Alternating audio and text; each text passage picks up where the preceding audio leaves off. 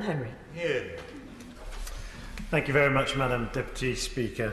And I'd firstly like to thank the Honourable Member for Cheadle for bringing forward this private member's bill, the Pensions Dashboard's Prohibition of Indemnification Bill. And I thank her for allowing me to participate in this debate. Previously, when I was debating what was at the time the Pension Scheme's Conversion of Guaranteed Minimum Pensions Bill during its third reading, I stressed the importance of pensions and how they provide a sense of security that individuals can enjoy later in their lifetime. The hope is that a pension will allow us to have economic freedom in our old age. My understanding is that paying into a pension pot, which many see as a long-term savings plan, is becoming more and more frequent as the years go by. And in addition, it seems like people changing jobs has become more frequent in recent times. The increase in these two things has resulted in an issue.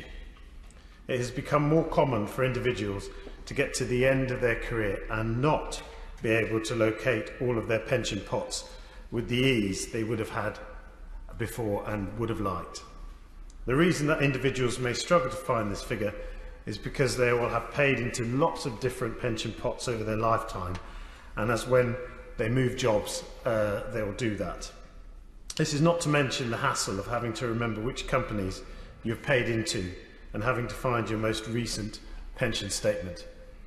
Pension dashboards will allow people to see online what they have in various pension pots, including their state pension. This is a great tool because not only is it convenient to have the relevant information in one place, but it will make sure pension pots do not get lost.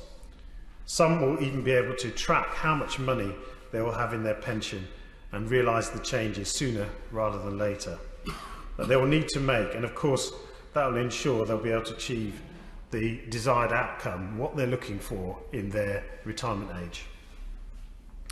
Under the current provisions, there will be an issue when dashboards come into force.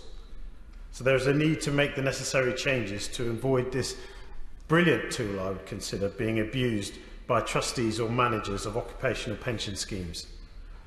An occupational pension scheme is set up by an employer in order to provide retirement benefits to its employees.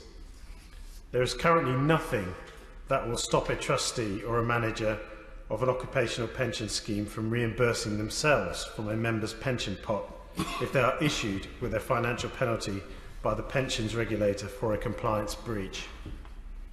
This bill seeks to make this exact practice a criminal offence, and this is why I support this bill. The bottom line is we need to protect people's retirement funds.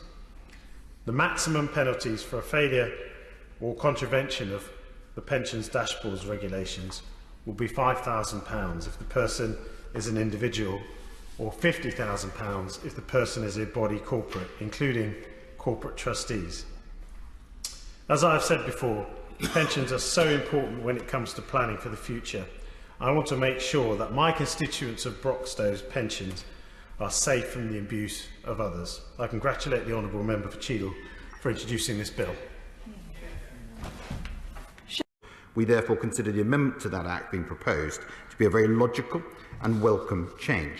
Now, I want to briefly turn, in the time I have, to the speech of my honourable and noble friend from Broxtow, who has been a fantastic champion for his constituency. I thank him for that. He has also spoken repeatedly of the importance of pensions in this House to his constituents, and I can tell him, for example, that he has 29,000 constituents who are automatically enrolled into a workplace pension.